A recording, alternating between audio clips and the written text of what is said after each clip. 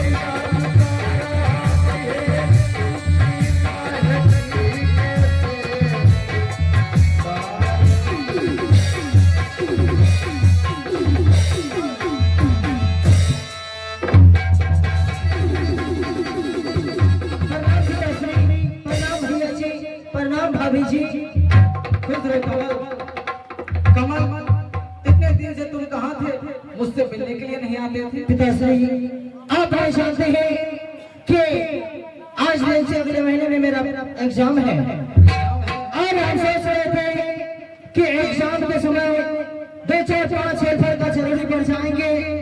मेरे पिताजी और भैया जी भाभी जी की दिल में कितना बड़ा तो नहीं होगा कि पढ़ाई करते समय ये कमलराज एग्जाम में फेल हो गया। इसलिए पिताश्री मैं एग्जाम में अपना मन लगाकर पढ़ रहे थे, एग्जाम दे रहे थे और ना तो आपके पास मिलने के लिए आया। इसमें जो भी त्रुटियां होंगे क्षमा करेंगे पिताश्री। लेकिन पिताश्री आज मैं आपसे कुछ कहने के लिए आया हूँ। कुछ कहने के लिए? आज मैं आपको प्रणाम करने के लिए नहीं आया हूँ, इसलिए कि आज ये जो राजपाट देख रहे 14 कोस की राजपाट हाथी हथियार घोड़सवार ये सुबह होते ही हम मेरे भाई के नामों से कमल, ये तुम क्या बोल रहे हो? ये शब्द बोलने से पहले तुम्हारे जीवन में जमीन क्या? कमल, जब तक मैं इस 14 कोस के राज में जीवित हूँ, ये 14 कोस के राज कभी तो हिस्सा में नहीं करूंगा। जब तक आप जीवित रहेंगे ये दो भागों में बांटना नहीं चाहते हैं। बिल्कुल नहीं। पिताश्री, मैं एक बार और कह रहा हूँ कि सुबह होते ही हम दोनों भाई के नामों से बंटवारा मेरे जीते की ये कभी नहीं हो सकता है। तो आप अपने जीते से इस राज को बांटना नहीं चाहते हैं। बिल्कुल